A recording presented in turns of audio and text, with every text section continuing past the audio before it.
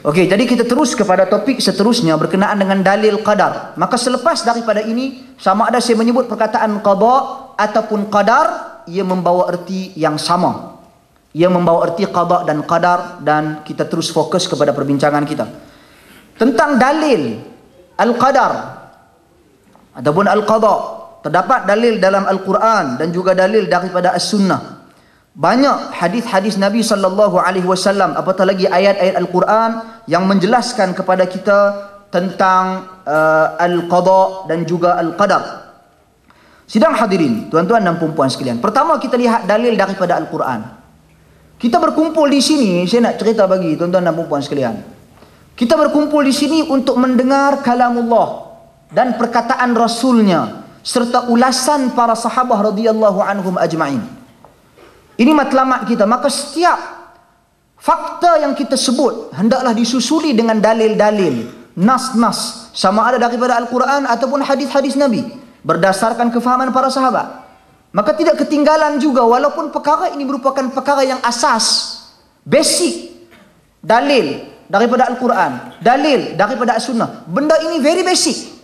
Akan tetapi tujuan kita sampaikan, jelaskan supaya mendidik dan melatih diri kita dan membiasakan diri kita dengan menggunakan ayat-ayat Allah dalam berhujjah, hadis-hadis Nabi SAW dalam berkata-kata.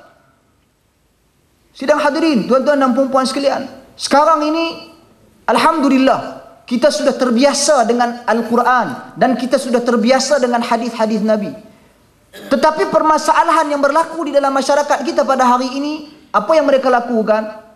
Apabila sudah biasa dengan Al-Quran dan Al-Hadis, mereka memandang perkara ini low class.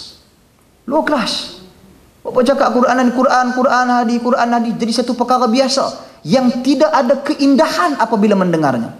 Sedangkan di dalam Al-Quran Allah Subhanahu wa taala berfirman, "Innamal mu'minuna alladzina idza dzukirallah wajilat qulubuhum wa idza tuliyat 'alaihim ayatuhu zadatuhum imana." Orang-orang yang beriman itu apabila disebutkan kepada mereka nama Allah, gemetar hati-hati mereka. Dan apabila dibacakan kepada mereka ayat-ayat Allah, apa yang berlaku? Meningkat iman mereka. Jadi ini yang kita inginkan, tuan-tuan dan puan-puan sekalian. Jadi bukan kita berikan dalil daripada Al-Quran merupakan satu perkataan yang kosong, sia-sia. Akan tetapi kita berikan supaya menambah iman orang-orang yang memperhatikan. Afala yatadabbaruna al-Quran? Mengapakah kamu tidak tadabbur, menghayati isi kandungan Al-Quran Karim? Jadi ini tujuan kita. Jadi Allah Subhanahu wa taala berfirman, dalil tentang qadar, antaranya firman Allah Subhanahu wa taala di dalam surah Al-Qamar, "Inna kulla syai'in khalaqnahu biqadar." Sesungguhnya segala sesuatu kami jadikan, kami tetapkan ia dengan ketentuan. Maksudnya segala sesuatu benda yang Allah Subhanahu wa taala ciptakan, Allah Subhanahu wa taala menggunakan dua kalimah umum. Pertama, Allah Subhanahu wa taala menggunakan inna kulla ataupun inna kulla. Kulla ni satu perkataan yang membawa maksud umum.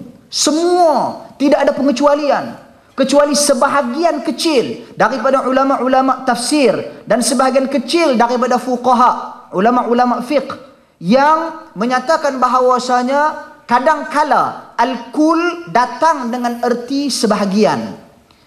Akan tetapi jumhur ulama tafsir, bahkan jumhur ulama-ulama fiqh telah menetapkan, apatah lagi ulama-ulama bahasa, sastrawan-sastrawan Arab, mereka menetapkan bahawasanya al-kul, perkataan kul datang dengan makna semua dan seluruh, tidak ada pengecualian.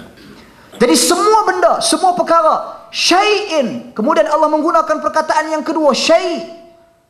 Syai', yang mana Allah Subhanahu wa taala tidak dahulukan dengan alif dan juga lam. Bagi yang belajar bahasa Arab, student-student, mereka kena tahu benda-benda ni. Syai' dengan asyai' berbeza. Bukan syai', syai'te. Ingat syai' pula. Ni syai' dan asyai'. Jadi syai'un dalam bahasa Arab ia membawa erti nakirah. Nakirah maknanya sesuatu benda yang kita tidak ketahui. Kerana tidak didahulukan antara ciri-ciri nakirah, tidak didahulukan dengan alif lam. Saya tak mau dalam sangat. Saya nak cerita di sini, maksudnya di sini Allah Subhanahu wa taala nak maklumkan kepada kita segala sesuatu, seluruh benda, semua perkara tak terkecuali daripada ketetapan Allah Subhanahu wa taala, tak terkecuali daripada qadar Allah Subhanahu wa taala. Ini dalil daripada Al-Quran dan banyak lagi dalil, memadai dengan satu dalil kerana perbincangan kita masih panjang.